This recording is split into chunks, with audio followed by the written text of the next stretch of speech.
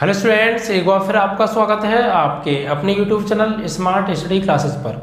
प्यारे बच्चों, इससे लास्ट वीडियो के अंदर हमने आपको क्लास 12 का चैप्टर नंबर 1 संबंध एवं फलन की एक्सरसाइज 1.4 के बेसिक कॉन्सेप्ट के बारे में आपको अच्छे से समझा दिया था। आशा करते हैं कि वो आपने अच्छे से प्रिपेयर कर लिया होगा।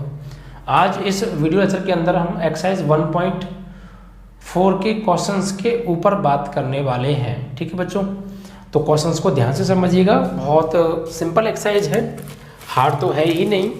ठीक है, जो भी मैंने बेसिक कॉन्सेप्ट कराया था उसको आप अच्छे से समझ लिया होगा आपने, तो आपको हर पॉइंट समझ में आ जाएगा, ज़्यादा टेंशन लेने की ज़रूरत नहीं है।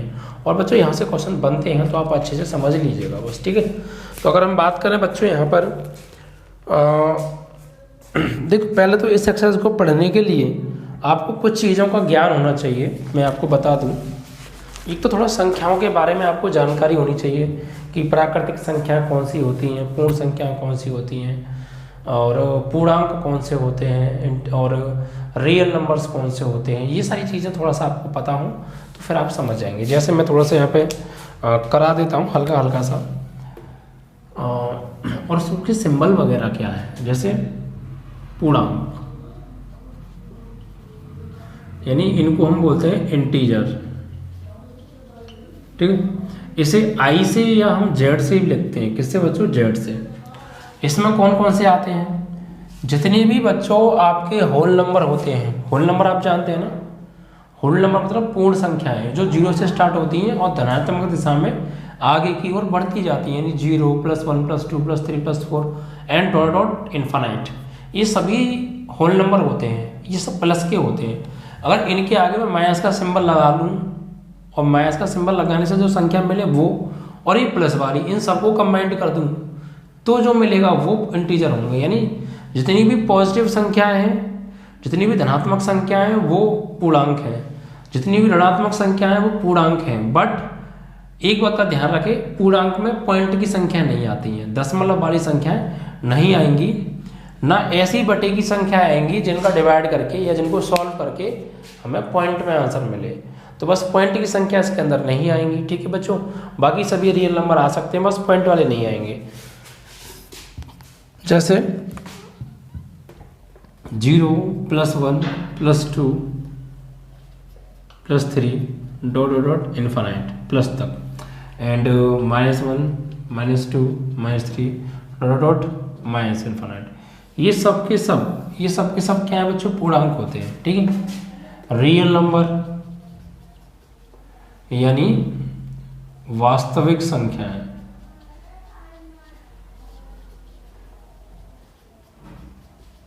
वास्तविक संख्याएं।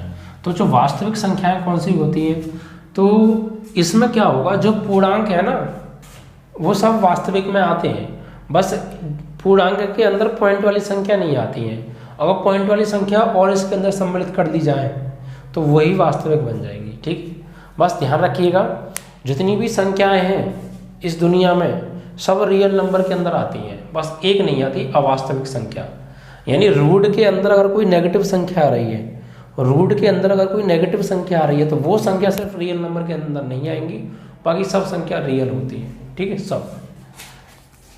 जैसे ये तो सब आएंगी minus infinite dot dot dot -2 -1 -0 +1 +2 dot plus infinite, और माइनस के 2.3 माइनस के 8.6 माइनस के 9/4 etc सब रियल है।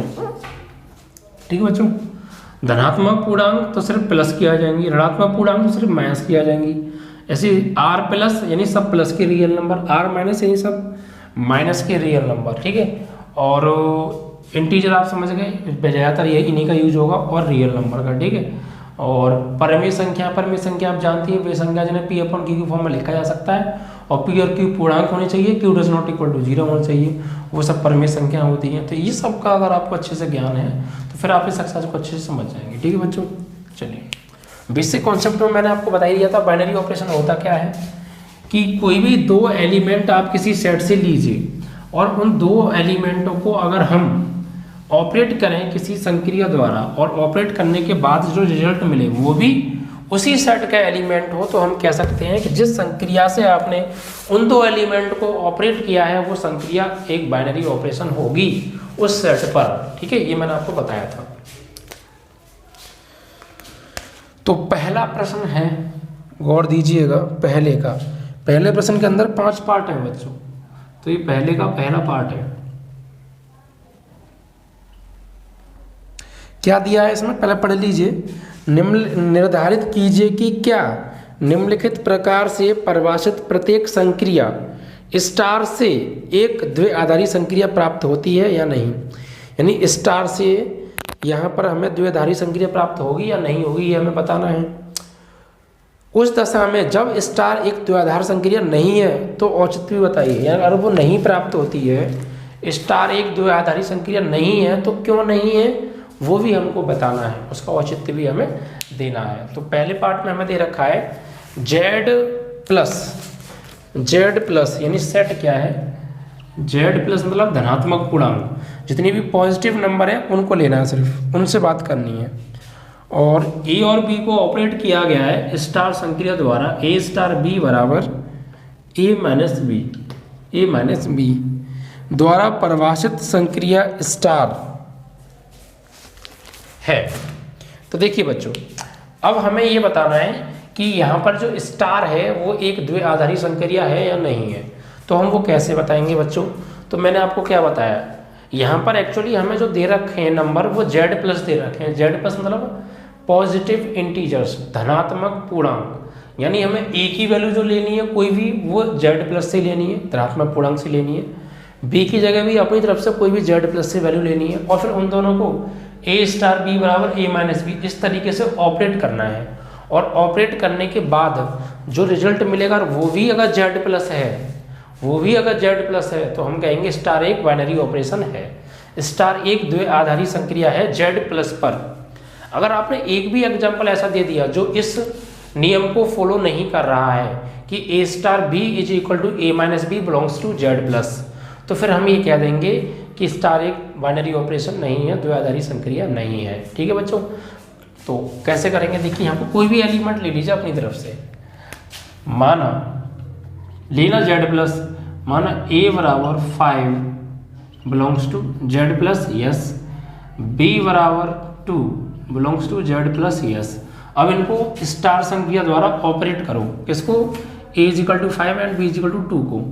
तो A स्टार B बराबर दे रखा है A माइनस B, तो A की जगह 5 स्टार B बराबर हमें क्या दे रखा है 5 माइनस क्या हो जाएगा, A की जगह 5 स्टार और B की जगह 2, तो 5 स्टार 2 मीन्स क्या हो जाएगा 5 माइनस 2, और यहाँ से क्या मिलेगा 3, और ये भी क्या है बच्चों Z प्लस है।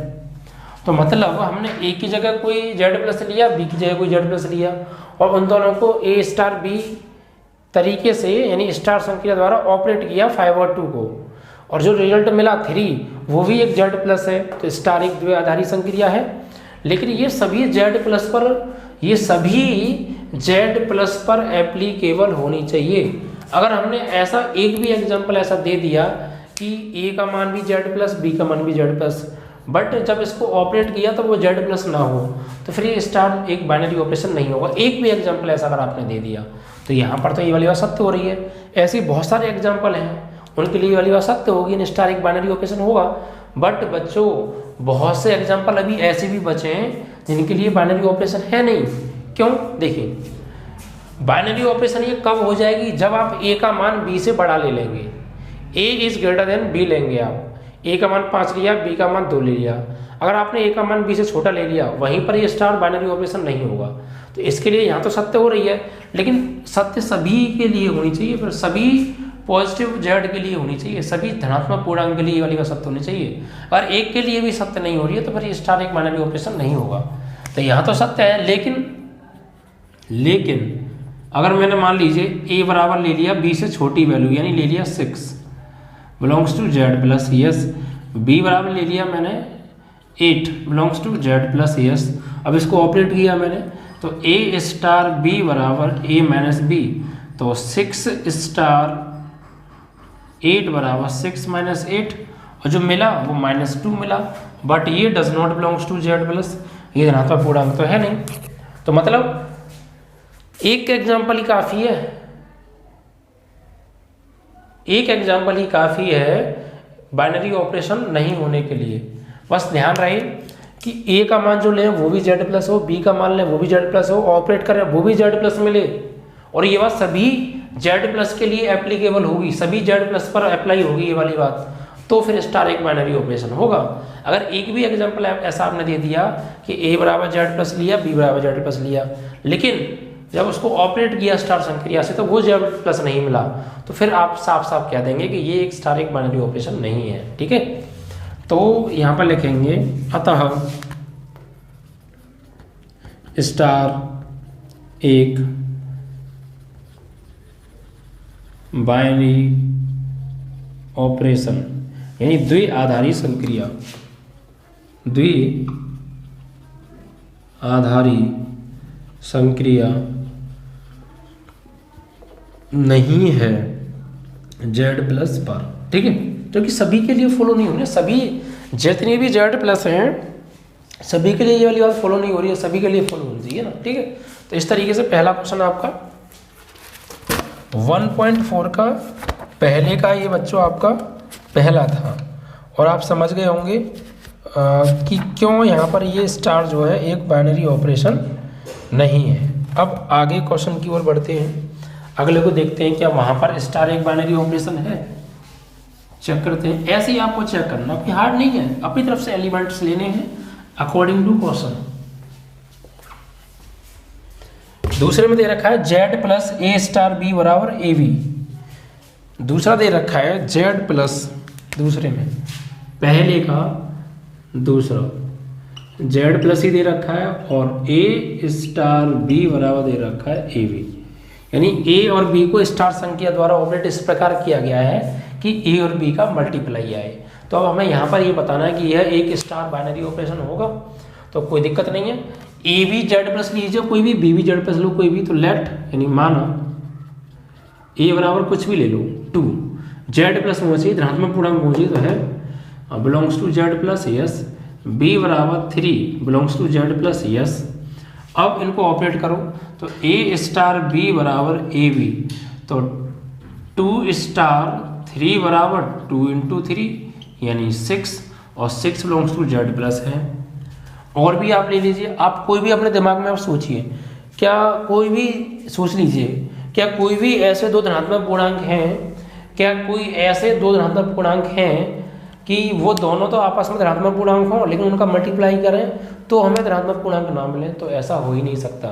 अगर आप कोई भी दो धनात्मक पूर्णांक लेंगे, कोई भी आप दो धनात्मक पूर्णांक लेंगे और उनका मल्टीप्लाई करेंगे तो पक्का हमें वो धनात्मक पूर्णांक ही मिलेगा। ऐसा नहीं हो सकता कि आप कोई दो पॉजिटिव इंटीजर लें और उनका मल्टीप्लाई करें आपको पॉजिटिव इंटीजर ना मिले। तो सभी पॉजिटिव इंटीजर के लिए ये वाली बात सत्य होगी कि a इज इक्वल टू जो भी एलिमेंट लिया है वो जेड प्लस है, b इज इक्वल टू जो भी आपने एलिमेंट लिया वो जेड प्लस है, और फिर उनको a स्टार b बराबर a इंटू बी से ऑपरेट किया है तो आपको वो जेड प्लस ना मिले। सभी पॉजिटिव इंटीजर के लिए ये वाली बात एप्लीकेबल है, ये सभी पॉजिटिव इंटीजर्स पर अप्लाई हो रही है कि दो पॉजिटिव इंटीजर्स का मल्टीप्लाई पॉजिटिव इंटीजर होता है। ठीक है, तो फिर ये सभी पॉजिटिव इंटीजर के लिए ये वाली बात सत्य होगी, इसीलिए यहां पर स्टार एक बाइनरी ऑपरेशन होगा। और ये for all A star B बराबर फॉर ऑल, यहाँ लिख दूंगा मैं, for all A belongs to Z plus B belongs to Z plus and A star B बराबर A B belongs to Z plus, for all सभी के लिए वाली बात सत्य है। तो स्टार एक बाइनरी ऑपरेशन है जेड प्लस पर। ठीक है, इस ऑपरेशन के अकॉर्डिंग, इसके अकॉर्डिंग, ठीक है, यहां पर बाइनरी ऑपरेशन है, पहले वाले में नहीं था। आप समझ गए क्यों था और यहां पर क्यों है, ये भी आप समझ गए। अब तीसरे में देखिए क्या दे रखा है, रियल दे रखा है, आर में संक्रिया स्टार ए स्टार बी बराबर ए बी स्क्वायर, यही लिख देता हूं साइड में। पहले का थर्ड रियल नंबर दे रखा है, आर में ए स्टार बी बराबर हमें दे रखा है ए बी स्क्वायर, और बताना है कि स्टार एक बाइनरी ऑपरेशन है या नहीं है। तो इट मीन्स यहाँ पे ओके आर दिया है, आर मतलब रियल नंबर, यानी कोई भी वास्तविक संख्या आप ए और बी की जगह ले सकते हैं और उसको इस तरीके से ऑपरेट करना है, ठीक है। और ऑपरेट करके जो एलिमेंट मिले अगर वो भी आर है तो फिर स्टार एक बाइनरी ऑपरेशन होगा। लेकिन ये वाली बात सभी आर के लिए सत्य होनी चाहिए, जितनी भी रियल नंबर हैं सभी पर इस स्टार संक्रिया जो है इस तरीके से ऑपरेट होनी चाहिए और फॉलो भी होना चाहिए नियम, तो फिर वह एक बाइनरी ऑपरेशन होगी, ठीक है। तो देखते हैं अगर एक भी एग्जाम्पल ऐसा दे दिया जिसके लिए बात नहीं बन रही है तो नहीं होगी प्यारे। तो माना ए बराबर -5 ले लिया और -5 बिलोंग्स टू आर है, बी बराबर -6 ले लिया और ये भी बिलोंग्स टू आर है। तो इनको ऑपरेट करेंगे ए स्टार बी बराबर ए बी स्क्वायर, तो -5 स्टार -6 बराबर -5 इंटू बी की जगह -6 का स्क्वायर, तो -5 और 6 का स्क्वायर प्लस 36, तो 36 पंजे हो गया आपका 180, क्योंकि 5 6 30 5 3 15 और 3 18 माइनस के 180 और ये भी बिलोंग्स टू आर है। यानी अब आप सोच लीजिए, आप कोई भी दो रियल नंबर लीजिए और उनको पहले रियल नंबर का दूसरे रियल नंबर के वर्ग में मल्टीप्लाई कीजिए, आपको जो मिलेगा सॉल्व होके वो भी एक रियल नंबर ही मिलेगा। आप कोई भी दो रियल नंबर लीजिए, पहले रियल नंबर का दूसरे रियल नंबर का स्क्वायर करके उसमें मल्टीप्लाई कीजिए, आपको एक रियल नंबर ही मिलेगा। अगर आपके बाकी में ए और बी दोनों के मान रियल नंबर हैं तो इट मीन्स हम यह कह सकते हैं कि for all A belongs to R, B belongs to R and A star B बराबर A B square belongs to R. अतः स्टार एक द्विआधारी संक्रिया है आर पर, इसके अकॉर्डिंग, ठीक है बच्चों। तो ये आपका क्वेश्चन नंबर 3 भी पहले प्रश्न का 3rd पार्ट भी कंप्लीट हो गया। तो समझ में आया कॉन्सेप्ट, आप धीमे धीमे अब समझ पा रहे हो कि क्या कॉन्सेप्ट है एक्सरसाइज का। कितने सिंपल क्वेश्चन है ना, बहुत सिंपल है।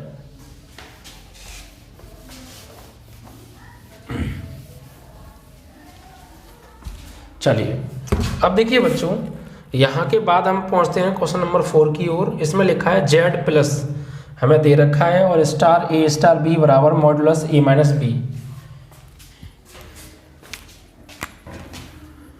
पहले का चौथा पार्ट, ठीक है। एंड Z प्लस यहाँ पर दे रखा है एंड ए स्टार बी बराबर दे रखा है मॉडुलस ए माइनस बी, और यहाँ बताना है कि स्टार एक बाइनरी ऑपरेशन है या नहीं है। इट मीन्स कि हमें ए की जगह कोई Z प्लस लेना है, बी की जगह कोई Z प्लस लेना है और ए और बी को स्टार संख्या द्वारा ऑपरेट करना है इस तरीके से कि मॉड ए माइनस बी, और मॉडुलस ए माइनस बी से जो वैल्यू प्राप्त होगी वो भी एक Z प्लस ही होनी चाहिए। तो फिर हम ये कह देंगे कि यहाँ पर स्टार एक बाइनरी ऑपरेशन है, ठीक है। तो देखते हैं, तो let a is equal to 4 belongs to Z plus, yes Z plus, b is equal to कुछ भी ले लो यार, 7 ले लो, belongs to Z plus, yes. अब इनको ऑपरेट करो तो a स्टार b बराबर मॉडुलस a माइनस बी, तो 4 स्टार 7 बराबर मॉडुलस 4 माइनस 7। तो यहाँ से सॉल्व करेंगे तो मॉडुलस -3, तो फाइनली बाहर निकल के आ जाएगा +3, और ये क्या है Z प्लस है। भाई एक अभी पिछले क्वेश्चन नंबर 1 आया था, उसमें मॉड नहीं था, तो मैंने आपको कहा था अगर आप ए की वैल्यू छोटी और बी की वैल्यू बड़ी ले लोगे तो फिर वहाँ पर ये स्टार एक बाइनरी ऑपरेशन ही होगी Z प्लस के लिए, क्योंकि नेगेटिव नंबर मिलता था। लेकिन यहाँ पर हमने वही किया, नेगेटिव नंबर मिल रहा है लेकिन मॉड उसको पॉजिटिव बना देगा। मतलब अगर आप कोई भी ए की कितनी भी छोटी वैल्यू ले लो बी से, आपको नेगेटिव नंबर मिलेगा, लेकिन मॉड उसको फिर पॉजिटिव बना के बाहर भेज देगा, कुल मिला के जेड प्लस से बिलोंग करा देगा वो। और बड़ी लोगे तो वैसे ही वो तो पॉजिटिव होगा ही होगा, फिर तो वो जेड प्लस से बिलोंग करेगा ही करेगा। लेकिन अगर आप छोटी लेंगे तो भी वो जेड प्लस से बिलोंग कर जाएगा इस मॉड के कारण। तो आप चाहे एक ही वैल्यू बी से बड़ी ले लो या छोटी ले लो, दोनों होनी चाहिए जेड प्लस। सभी के लिए ये स्टार एक बाइनरी ऑपरेशन होगा, यानी जो रिजल्ट मिलेगा ए स्टार बी बराबर मॉडुलस ए माइनस बी से, वो एक जेड प्लस को ही बिलोंग करेगा। तो फिर यहाँ पर स्टार एक बाइनरी ऑपरेशन हो जाएगा। ठीक है बच्चों, अतः यहाँ लिखेंगे for all A belongs to Z plus, B belongs to Z plus, और ए स्टार बी बराबर modulus A minus B belongs to Z plus. अतः स्टार एक द्विआधारी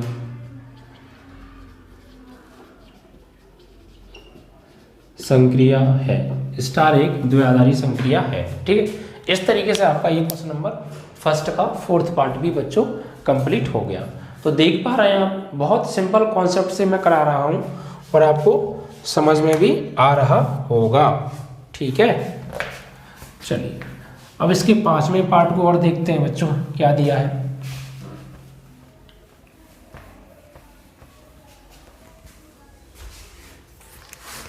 इससे ना आप कॉन्सेप्ट समझ जाएंगे एक्सरसाइज का क्या है।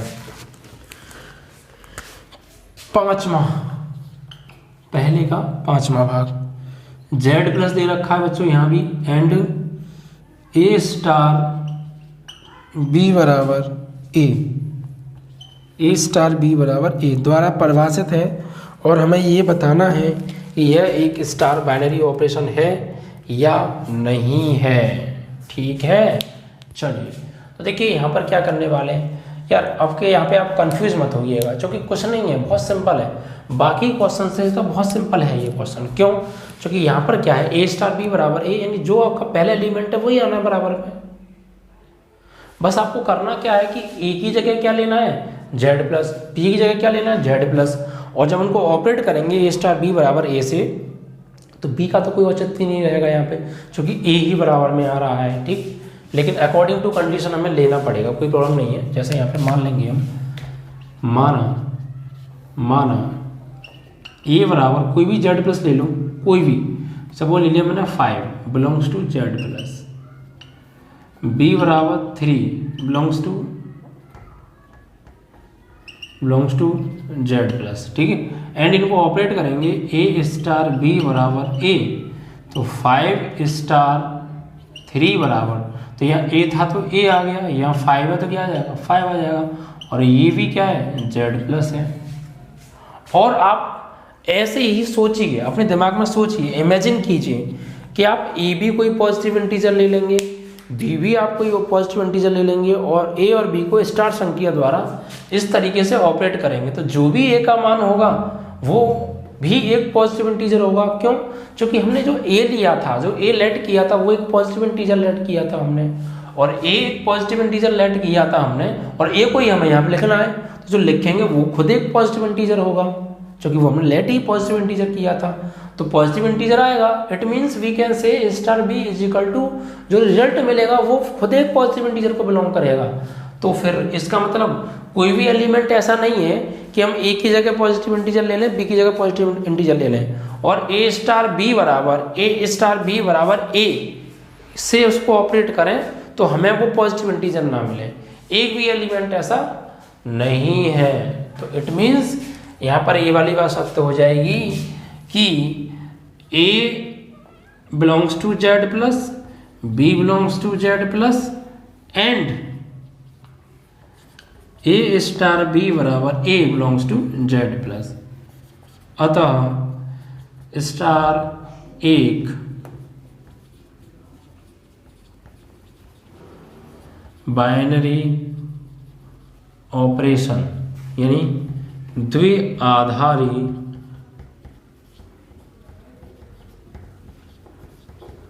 संक्रिया है